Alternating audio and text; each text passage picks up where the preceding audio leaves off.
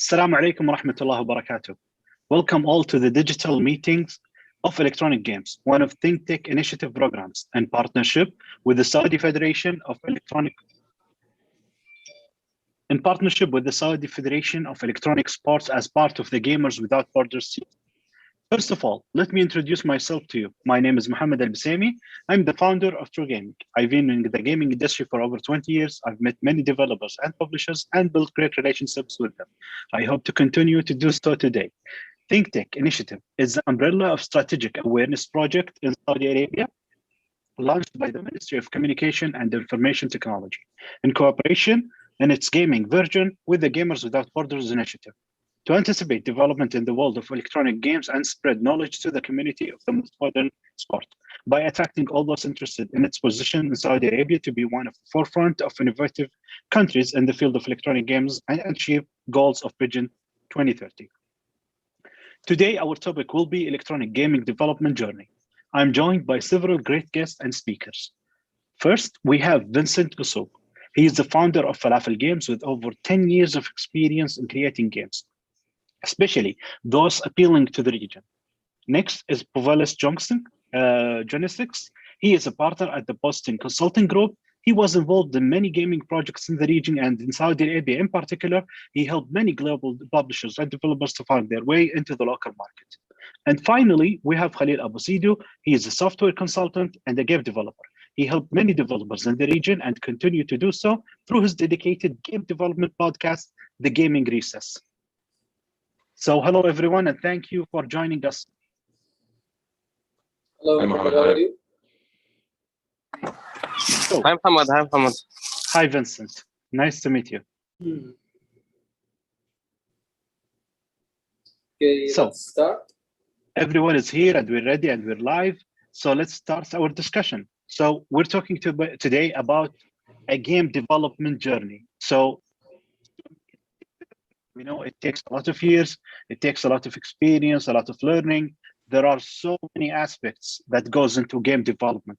And then there's publishing, distribution. So it's a big process involving many great humans, also many great corporations. Everyone is working to make this thing happen. We're talking about the video games industry, the biggest entertainment industry in the world. It's like bigger than the movie industry and the music industry together. So we're glad that we're talking about it today. Saudi Arabia is very interested in game development. It's part of Vision 2030. That's why we're hosting these panels. That's why we're talking about games. We would like to inspire the next generation of game developers. We want to see more development in the region. And maybe one of the things that would be a great start for this region is to have more independent developers. So that's why I want to ask you, Khalil, you've been working with many independent developers in Saudi. How do you see the current state developing here? I'm sorry, can you repeat the question again? I think your voice is getting low. Okay, can you hear me now? Yeah. Okay, I'm talking about that. I'm talking about independent development, so indie developers, and that's a good first. Something much better. So I wanted to ask you, since you worked with many independent developers, how do you see the current state of independent developers? Okay, as you mentioned, Muhammad, there's a lot of process and there's a lot of things going on into video game development. One of them actually is so many sacrifices as well. You have to make sacrifices sometimes to make a game. So the current state of indie game developers, especially in Saudi Arabia, it is still growing, but it's growing fast, and everyone recently is into the game development industry. Especially that at last there are a few companies now, they are willing to start funding these people or teaching these people, and then they will hire them finally. Some people actually been asking, okay, if I took the game development as a career, can I find a job? Can I publish my game? Can I this? Now it's the time. So I believe in the next few years, many indie game developers are going to be enrolled to this rule. Especially, I believe there are some colleges now, they are teaching game design as a complete course for 2 years or something. So yeah, it's still growing. And in my podcast, we help indie people to get into the game development. What tools they require, what do they need to do, where to start, how they can just get started to make their first game, and so on and so forth. So I believe it's still growing, and a lot of people is enrolling to this part right now in these days. Exactly. Thank you. So Vincent, you yourself is a developer, and you've worked on this for 10 years. You've developed many games. You've been to China and back and forth. So it's almost a question: how can I become a game developer? Is there a specific course that I need to take? Can I learn it myself at home? Like many people learn web development at home. So is gaming development the same? Maybe you can shed the light on this.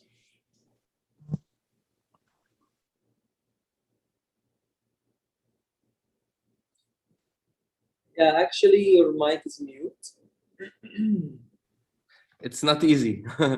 I think the good thing about games is that usually people are passionate about games.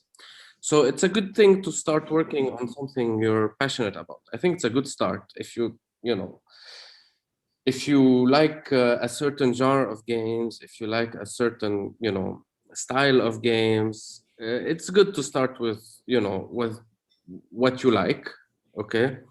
And how to get educated on how to start is actually difficult because you need to be aware that games require a very diverse skill sets. You're either an artist or you're with many skill sets within art and illustration and UI and animation, video effects and all that stuff, or you're a programmer, front end, back end, architect, whatever, or you're a game designer doing the balance, doing the systems. So you're probably one of these many roles, and you have to be aware that you need to find people to complement you. So start where your passion is. By the way, I'm answering while thinking aloud at the same time. So I might not be convinced 5 minutes later of what I'm saying. But at least I think, as an improvised answer, start where your passion lies. Realize that you are only one of many roles, that you need people to complement your role. And I think in terms of improving yourself technically within the role that you are good at, yeah, you can find many things online. In fact,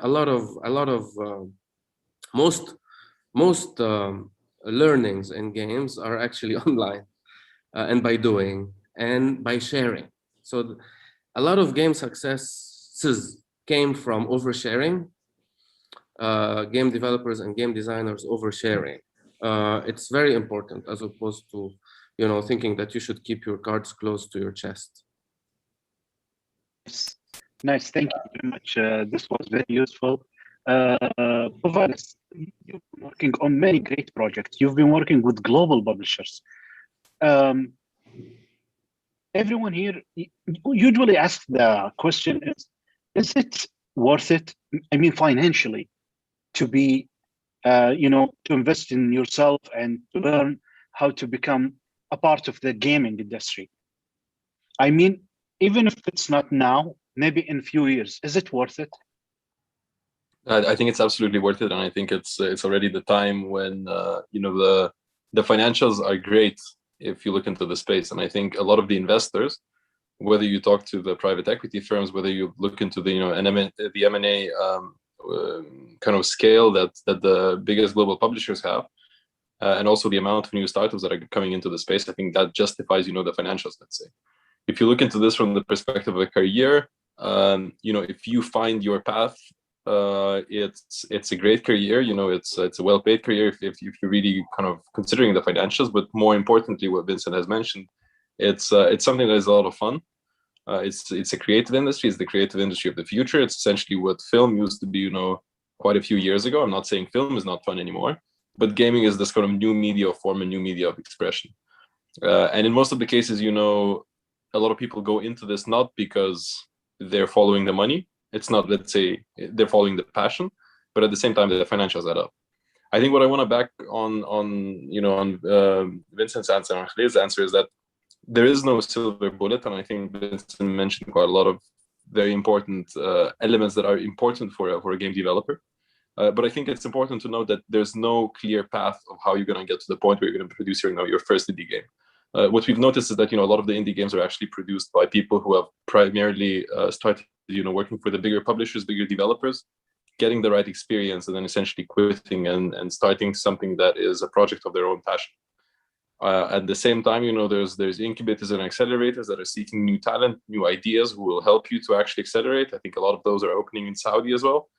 And I think additionally to that, obviously, schools and universities are a great place to start. Getting the dedicated education might not be the silver bullet for you becoming a great gaming developer, but it surely gives you the network and puts you in the right pool of people and pool of talent. And coming back to the point that the team is very important, this will be your, most direct access in order to be able to create that first team that you will need for the first game. It's not a solo play. It's not even a duo or a trio. It typically requires quite a few people to create a good game. And what is a better place rather than these type of communities to find the others? Thank you very much. Vincent, I would like to ask you something. Can you hear me, Vincent? Yes. Oh, okay. I see you moving, so I thought maybe I'm sorry. you have some problem. Messy desk. It's okay. I just wanted to ask you, because this is a question that a lot of people ask. Is it good to look at the region only when you try to follow a new game, like a game that is dedicated to the region or that has a lot of the regional culture? Or it makes sense to make a game that would succeed globally. Isn't that right? I ask myself this question every day, and I'm getting to an answer. Where I am right now is that it depends. So I will try to tell you from my opinion, from my point of view, how it depends. Today, to make a game, to make at least a game that that has some sort of appeal, okay, you need to have an insight into something, some latent behavior that users will have but are not manifesting, or you need to have an insight towards some problems in other games that you can solve, or you need to have an insight into some problems that players are facing that you can solve with your game. You need an insight, to make it short. You need an insight. You cannot just say, I will make a game that is just exactly, like Call of Duty, but better. This is not a proposition. Okay, you're going into an arms race. Going into arms races is not a value proposition. You need to have an insight on how you can solve a problem that, for example, by way of example, Call of Duty will not solve, does not want to solve. They solve another problem. They have a different insight. They make a different latent behavior manifest. Okay, so having said that, sometimes the insights are specific to the MENA users. Sometimes the insights are specific to Arabic speakers. Sometimes they're not. So if you're a developer, before I ask you, which geographical region are you going after? I would ask you, what is your insight? And if your insight is related to something that is very specific to the MENA players, then you have something that's going to be appealing to the MENA players. I will give you some examples. In fact, I will give you, before giving you some examples, I will tell you how, in my journey, I evolved towards this answer. We were probably the first one to create an MMO, a web-based MMO back then that had truly authentic Arabic content, not just language. In fact, it had about 300 heroes from the Arab conquest. More Arabic than that, I die. We were barely able to collaborate with partners in Turkey or Iran, which are, majority Muslim countries, because the game was so Arabic, although it talked about the Arab conquest being the expansion of Islam. And it was quite successful back then. Back then, many years ago, the access before the dominance of the App Store and the Play Store on distribution. Okay, how did Saudi players access games? They went to google.com.sa, local search engine. They searched for Al-Ab, the keyword for games in Arabic language. They got 10 results, mostly local results, of which 2 are playable, of which 1 is ours. We have 50% market share. Thank you very much. Okay, so that was the access, the way players accessed games before the dominance of the App Store and the Play Store. Eventually, the App Store and the Play Store over the years became dominant, and the arena of competition switched from a regional, local arena of competition, almost strictly regional arena of competition or language-based arena of competition, towards a global arena of competition, because the App Store and the Play Stores are managed as a global distribution channel. And today, the player in Saudi gets 10,000 new games a week in their pocket every week from all over the place, from Vietnam, from China, from Finland, from the UK, from the US, whatever, you name it.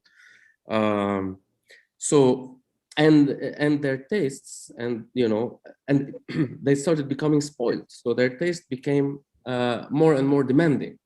So before that kind of tipping point, we could tell the player or the potential player, the lead, we are not the best game, but we are the most Arabic game.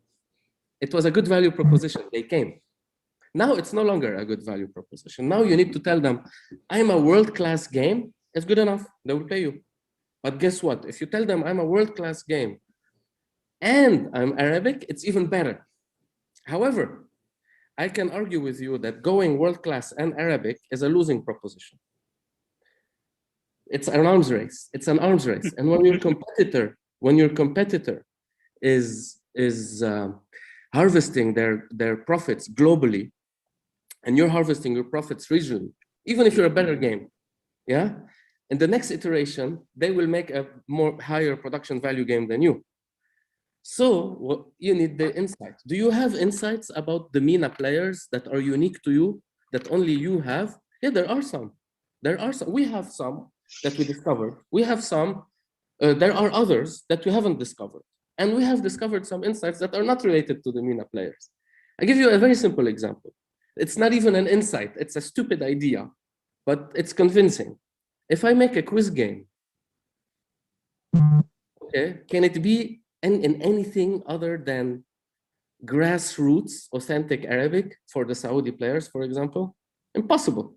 Even if impossible, because the content is so local, it must be even the culture behind it.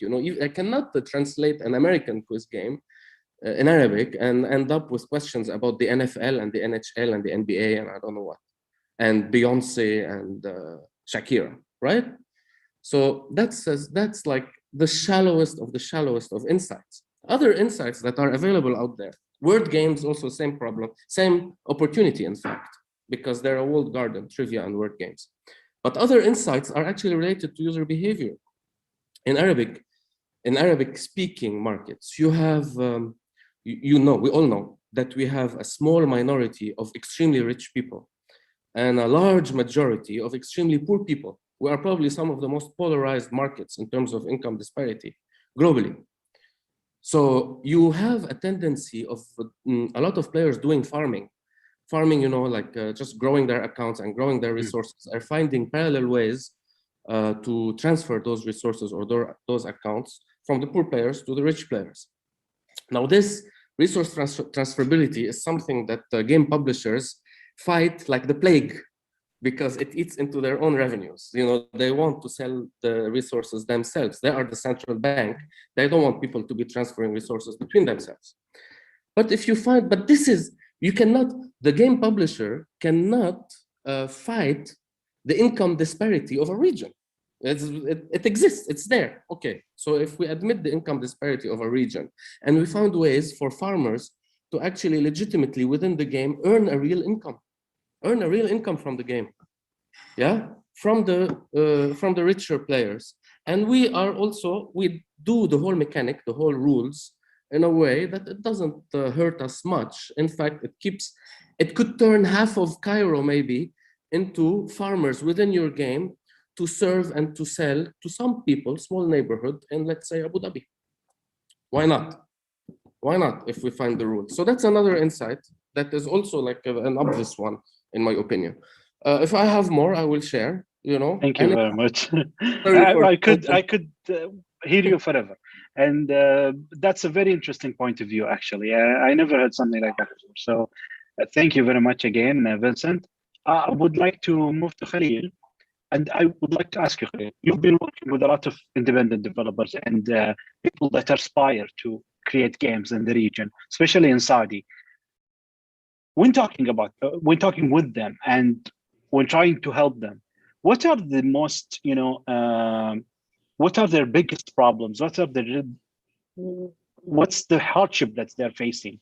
What do you think we should do to become bigger, or at least to achieve their goals as independent developers and actually publish a game that have a chance of success locally and globally, definitely?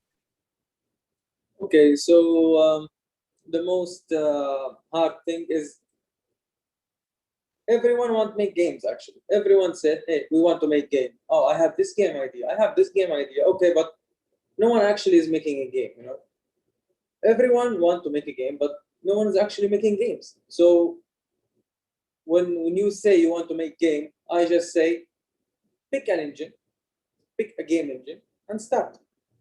Upon starting immediately, most like, I believe maybe 70%, 60%, they're giving up.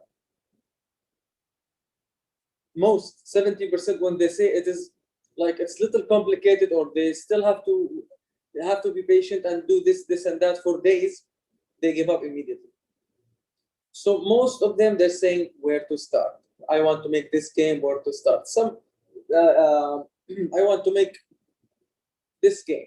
Oh, I want to make the next God of War, the next Resident Evil, the next. Oh, slow down. If you work on your first game for 10 years, it will never be the next God of War. It will never be the next Resident Evil. It's never going to be the next Call of Duty as well. So you have to be patient, start small and grow big. Baby steps.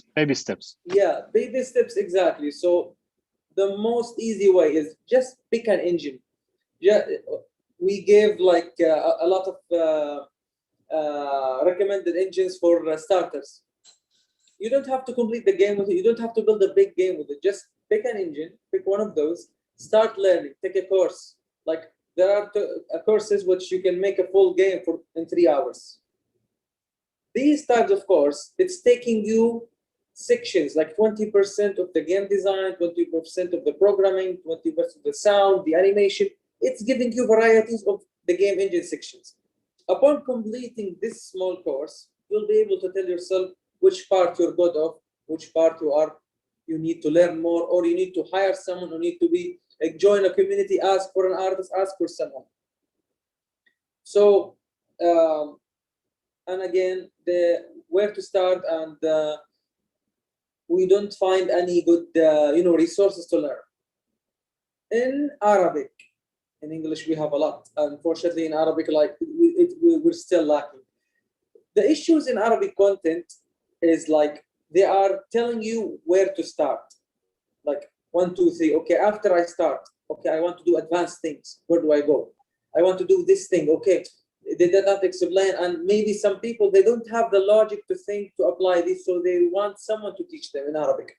They don't find it actually.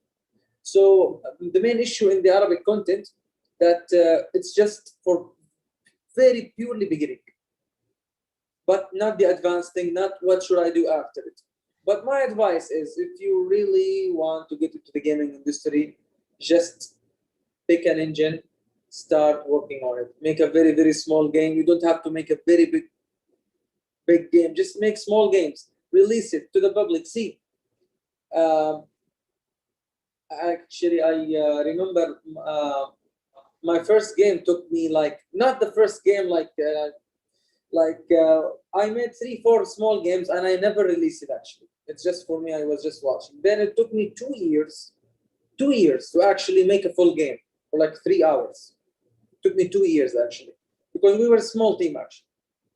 Then this journey was really hard, and it came to my personal opinion that video games development is not a full-time job for me.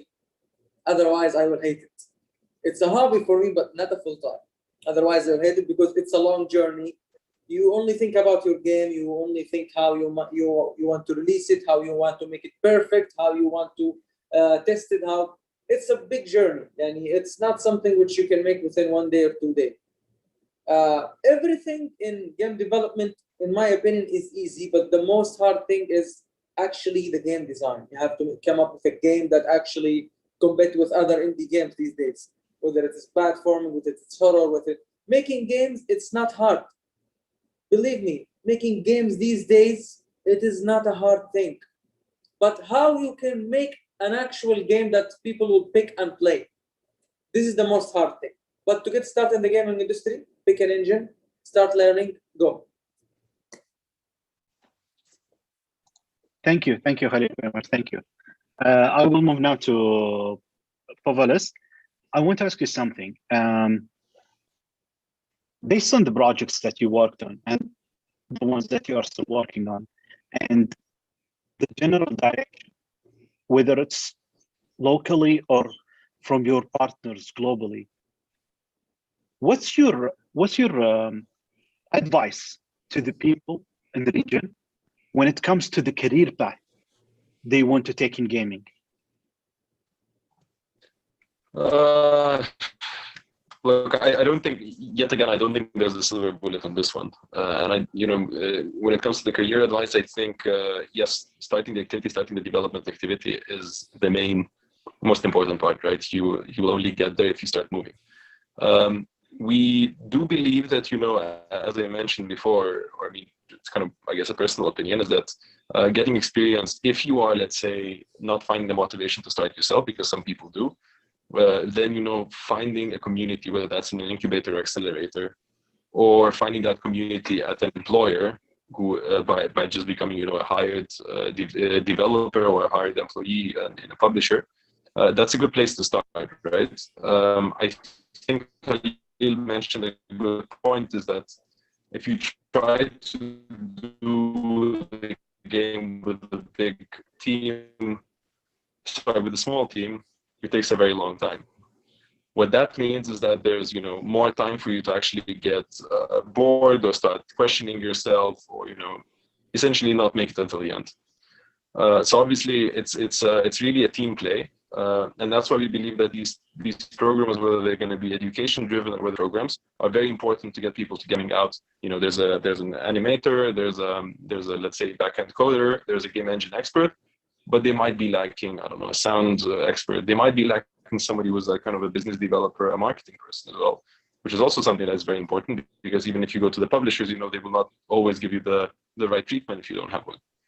So it's all about teaming up, I think, and I think identifying those places. And I would say, when we look into Saudi, yes, there's a lot of people who want to go into this space. I think primarily because they play games and they're passionate about games. Yes, big proportion of these people, and look, it's not just Saudi, it's the rest of the world. They will not put the effort that is required to go into gaming, to actually go into gaming.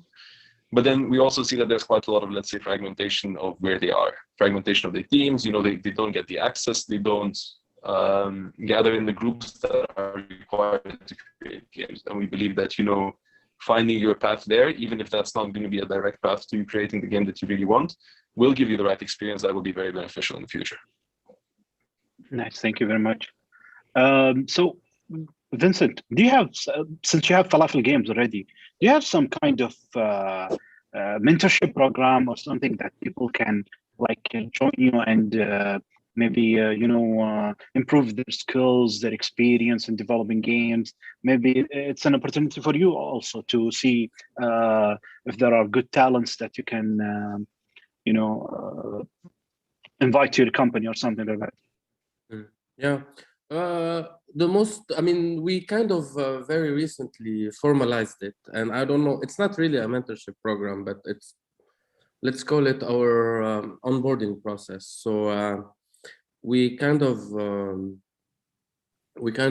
stratified the projects that are in progress, okay, into levels of difficulty, and everybody who joins starts at the bottom of the pyramid, and then as they, clear some technical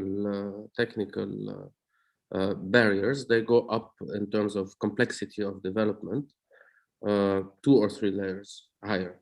Now, this is very much a learn on the job approach. And then whenever we see there are deficits to their knowledge that can be complemented with like some formal courses, we pick and choose à la carte. And we encourage a lot sharing, and often we talk with other gaming companies who are open to talk about, exchanging notes, experiences, things like that. Now, how do we feed this pyramid?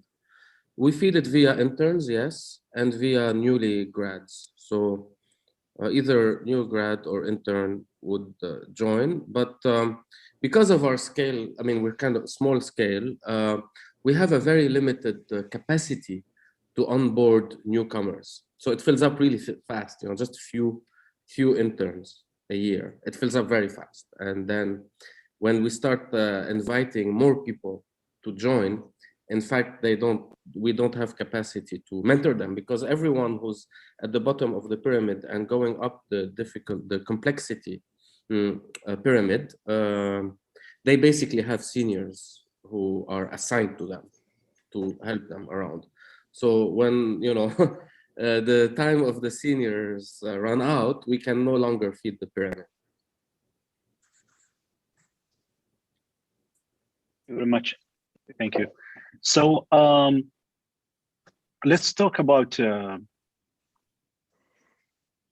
one question that I think many people are asking. What are the benefits of trying to develop a game myself? We've seen many game developers globally. They tried to develop a game themselves, or maybe with one partner, and they succeeded. They sold a lot of copies. They created a good game. So people are asking the question of, should I go solo or should I look for a team? And especially that many people see that joining a team is still a hard process. So answer this question. Feel free to do so. Yeah, I can take a stab at this. I would tell you, you need to have all the skills required. If you solo have all the skills, then go solo. If you don't have all the skills, or don't go solo. Usually, more often than not, you don't have all the skills. And there are many skills that you need that you don't know that you need.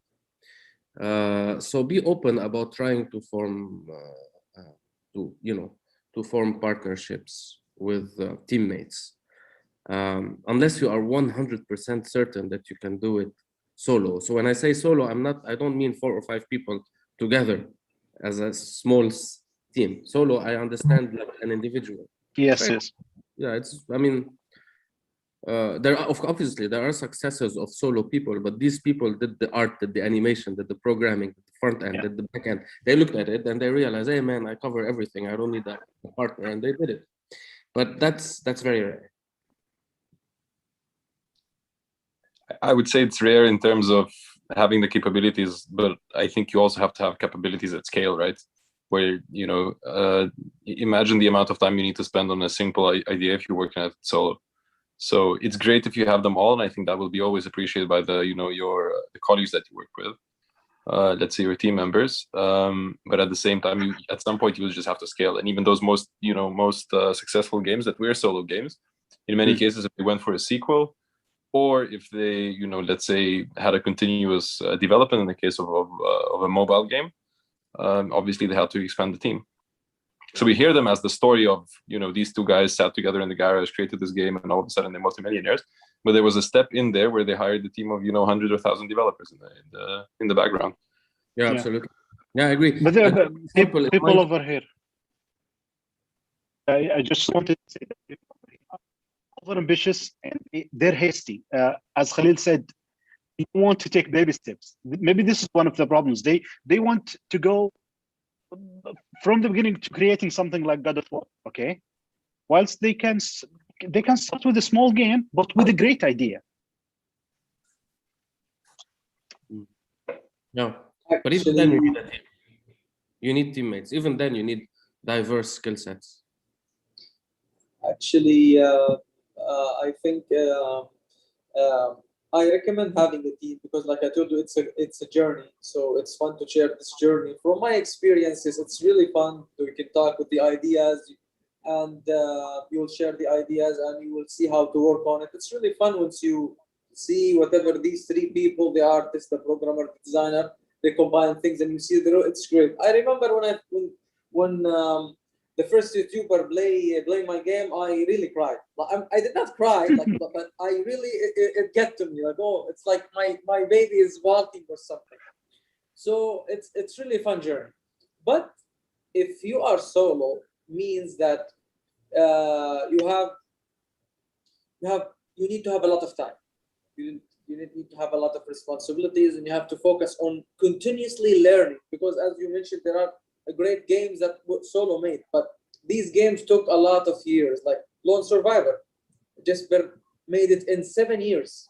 It turned out to be great. He made the art, he made the programming, he made everything, but it took him 7 years.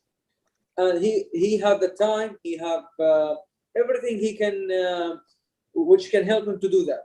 So if you have the time and you are very patient to learn all these skills, actually you can. It's not hard, but it could take a lot of time. It could take a lot of your time. So yeah, but for me, I recommend to have it because it's a fun journey. So yeah. That's very nice to hear. That's very nice to hear. But if you guys, if you were like a committee, okay, of 3 people, and you wanted to help the next generation of developers, or to establish game development here in Saudi, okay, in the next 10 years, what would you do? Let's hear Povalis.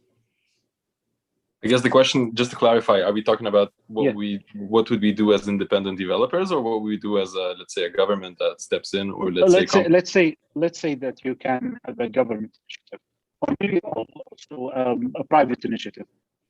Let's look at it from 2 different ways. Look, I think we all know what the requirements are. It's the talent. The talent comes out of education systems, primarily. I mean, yes, of course, a lot of people don't come from specialized universities like DigiPen, USC, or whatever. But that's, let's say, the lowest, the highest probability funnel of the talent. So obviously, having those type of programs are very important. The second step is obviously having people who back it. We're talking about significant investment budgets going into this. Not everyone has, let's say, either that money that they need to invest into hiring these teams, or at least can sustain themselves for long enough without having another job and doing this as a primary occupation. All of these are very important. So obviously that funding is very important. I think the degree of mentorship is very important. Whether that would be through guys like Vincent and Khalil, who already have experience sharing that, but obviously they have business to run. Then you have incubators and accelerators, which, let's say, this is their primary purpose, or you have bigger corporates that can share, that can basically hire teams, and they have the scale to not onboard 2 interns, but let's say 20 interns, without any criticism to the capacity of Falafel. I mean, we've seen quite a lot of interesting projects that came out of it. So, for example, Abu Dhabi, the Ubisoft project. I mean, it's sometimes praised, sometimes criticized, but they managed to attract Ubisoft into the region. That office has produced quite a few games, but what it has also produced, it has produced a lot of alumni that then left and are working quite a lot of the companies or initiatives around the region when it comes to game development. And all of these will add a little part. I think what we need to be sure is that, game development is the core of what both gaming and esports market is. And, just consumption is not, and let's say, just deploying, the infrastructure for consumption, whether that would be gaming centers or, esports arenas and whatever, they will not create the next generation of game developers. That's a completely different, ball game, but that is the core of it. The idea, the IP is the core of everything that sits behind that. And I think the targeted effort needs to be taken through the elements that I mentioned. Thank you very much. Before I move to you guys next, just wanted to remind the people watching us, in 5 minutes we will start answering questions. So if you have a question, put the question in the chat, and the administrator will send the questions to me, so that our guests will answer them. So do you want to, Khalil, Vincent, do you want to add something? I had a question from Kovilas. Sorry. Thanks, Khalil. So when you mentioned the IP is everything, you mean the game IP? The game IP, yeah. Technology, the tech stack, the team around it, the ideas, or? No, yeah. Sorry, I might have not been clear. Yes, it is that. I'm not talking about, let's say, getting the IP of a movie and then turning it into a game. No, I'm not talking about it. I'm talking about the creativity, the content, the game. The technology, the content, the art, the illustration, the whole thing. Exactly, yeah? all of that. Yeah. I agree. Without that, there's nothing. Without that, there's no game industry. Forget about it. Exactly. Actually, I want to add one extra thing. One of the questions a lot of people are asking about getting into the game development industry, what do I require to start? Is there something do I require to start? Do I have to possess something to start? Do I need some kind of degree in a high level college or something? Actually, no, you don't. You only need a computer. And you don't need any kind of degree. We don't say that getting a degree is something bad or it's not necessary, but you actually don't, because like the gentleman mentioned, it's about passion. It's about your passion about video games, and it's about your skills. Passion and skills, it is the first two things you need to get into the game development industry. You don't need anything else. That's it. That's great. Thank you very much. Thank you. Actually, I just wanted to ask you if you heard about the initiative that was recently started in Saudi with cooperation with DigiPen to create 10 indie game developers in Saudi. Did you hear about that? Yes. So one of the most asked questions is why do you require a university degree? I think it was computer science, if I'm not wrong, because many developers actually started learning this on by themselves and did not actually seek a university degree. So do you think that would be something that they should go for? I mean, game developers, independent game developers, if they wanted to have a career path in this area? Actually, I think the first or the closest thing to game development is actually a computer science degree. The closest thing, which myself 10 years ago, I applied to software engineering because it was the closest thing to being a game developer. So I believe in any computer degree, yes, this is your start. If you want to pursue a degree, yes. But I believe in the next few years, there's a lot of right now. There's some universities are actually having a complete semester of game design, a complete semester for game design. Not all of them, but some of them actually included. So yeah, computer science is the closest thing if you want to pursue a degree, yes, or start there, yes. Okay. And I think we shouldn't mix the let's say the education you need to enter the journey with, let's say, the prerequisites for the course, right? I mean, if the course that DigiPen is offering in Saudi is something that requires the prerequisites of being able to code in a particular language or just having the coding experience, that's why they require the computer science. That doesn't certainly mean that if you want to go into the industry, I mean, yes, of course, if you want to be a coder within that, computer science will help a lot. But if you want to just go into the industry because you're passionate about it, maybe you want to work on the animation, maybe you want to work on sound, that will obviously not require computer science in those fields. But so let's start answering questions. We got many great questions. So the first one is talking about the two companies that fund game development startups. I think it's Povelis or Vincent. It's one of you that mentioned it, I think. Or was it Khalil? Someone mentioned it at the start of the session. Two companies that are locally funding game development startups. Yeah, I don't think I mentioned that. Did I mention that? Maybe Vincent? I don't think so. I don't Really? know. I mean, companies. I can tell you companies who funded us, but Maybe actually, the 10 indie companies in Saudi Arabia. They are maybe.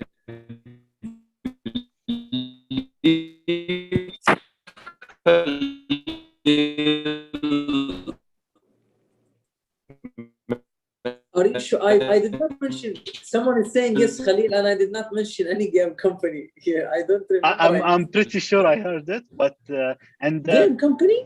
Yes, I think it's yeah. No, I think if I'm mistaken, Khalil, you mentioned that there are now companies that are ready to back developers. Yes. I think that's what we're talking about. I've heard about actually two of them. yes, Yeah. actually I'm talking that there are some companies that will start. I mentioned not. They did not yet. Yeah, same the 10 indie companies which we were talking about actually. One of the biggest company actually, they are not backers, but I believe they are the number one here production, so which is manga production, I believe. Go for them if you want, because they're number one now in Saudi Arabia. Okay. If the four of us cannot name a few game backers in Saudi, it's a problem. No, I named. Look, I think there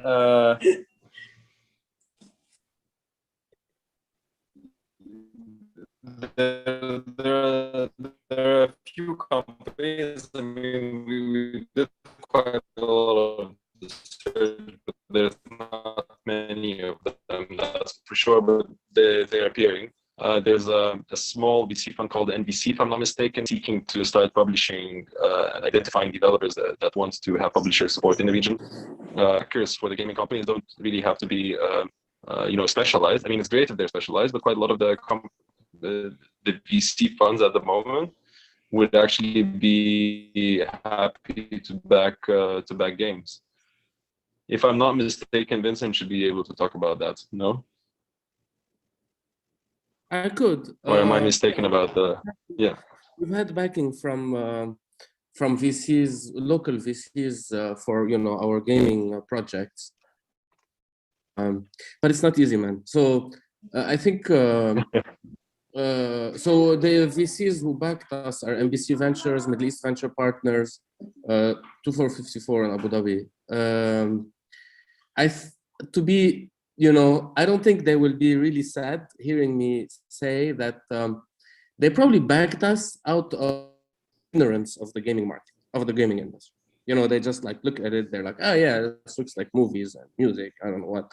And yeah, the Spotify of games, of the MENA, something like that.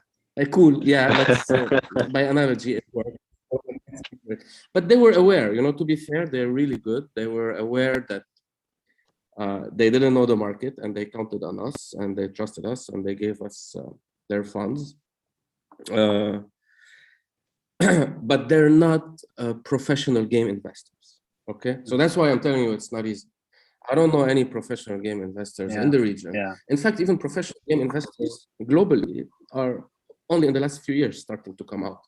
And most of the investment in games doesn't come from investors. It actually comes from publishers, from global publishers, who fund all these game studios hunting for the winning IP, and they know their business. It's not a SaaS business. It's not a business. It's not e-commerce. It's not all the stuff that VCs do. It's the game business. Even in Japan, where gaming started many years ago, gaming development, many of the greatest game developers actually left their companies because they are, they think that their management is not understanding them. And I think it's always like people who manage the financial part, who who manage actually the game development don't always see eye to eye. So I think this is a global problem. Okay, let's turn to more questions so we can try to answer as much as possible. The second question says, what's the meaning of game development? I think just like a few weeks back, people went into war on the term. People who handle localization and handle art and all aspects of the process, are they to be called game developers? So I think this is a very general question. If one of you guys want to answer,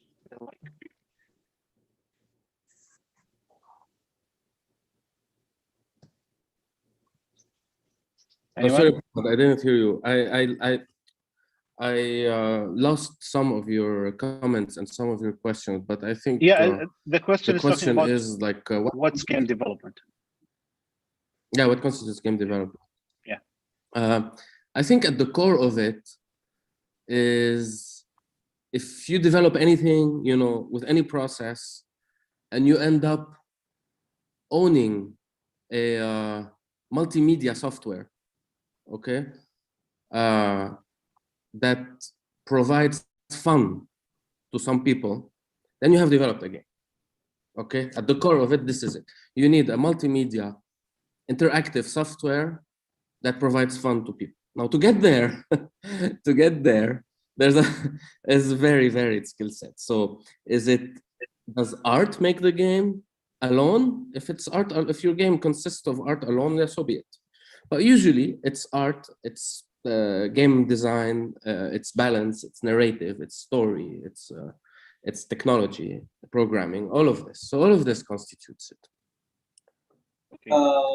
We can just short it as video games or game development is an art that combines varieties of arts. Like you have the combination of the art, the game design, the programming, the musician, the animation. These are all kind of arts. So you combine them all and you get the final art, which is the game development. This is what it's a form of art combined by multiple arts. Okay. And I think not all, if we focus on the localization aspect, I mean, not all localization is born equal.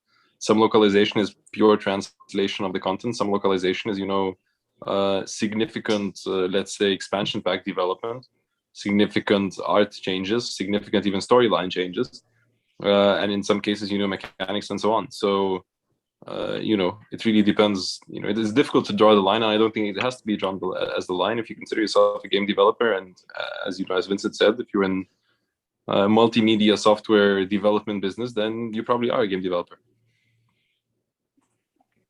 So it has to provide fun. It has to provide fun. So I think it has to provide fun. So there's the multimedia, the software, and the fun part. So in my definition, if you do extensions of the stories, localization, deep localization, culturalization, whatever you want, it's not game development in my definition. You don't own the IP. You don't build that interaction that creates fun. You're just like changing its skin, kind of. Okay. So our next question is: what are the characteristics that makes a game successful, especially in the MENA region?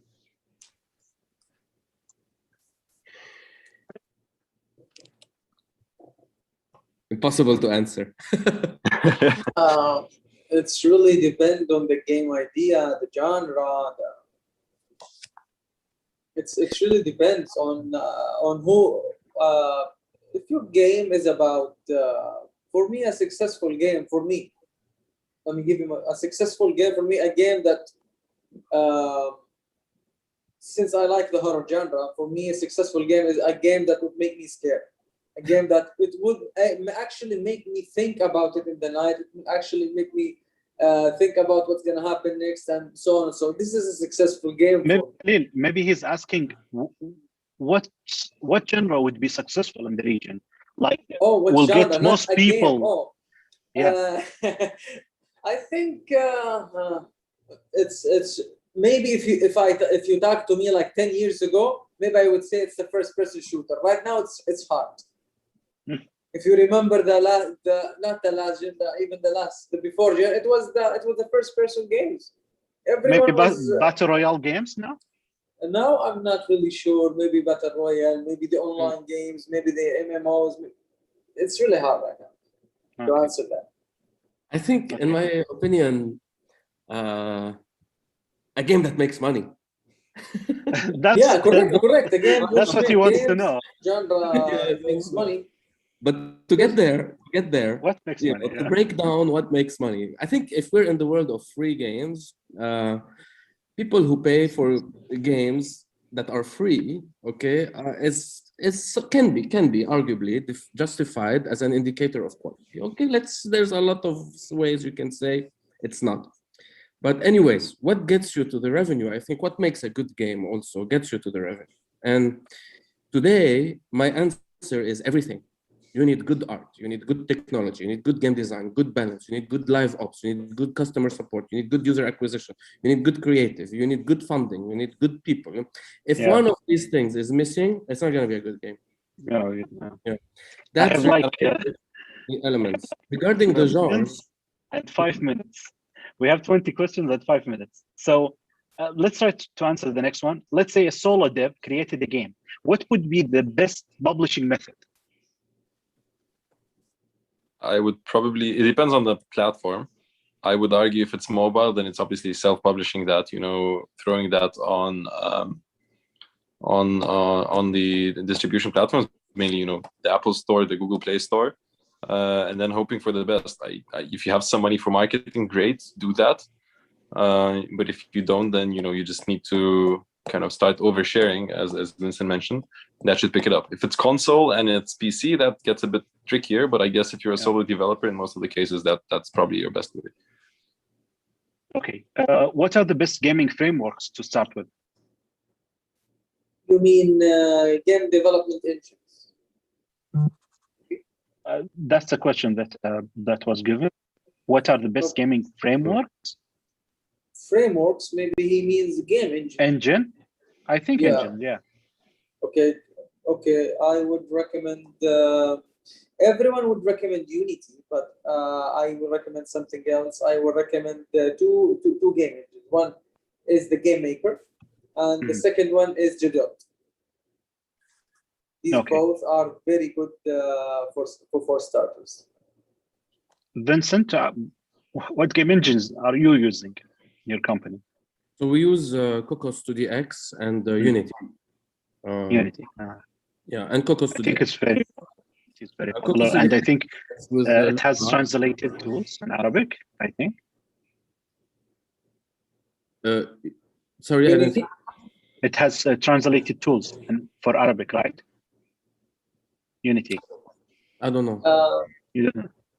I don't know. No, I don't think so. But there's a plugin created by one of the Saudi developers. Abdullah Konesh? Yeah, that's what he created a plugin. This plugin, the plugin is okay.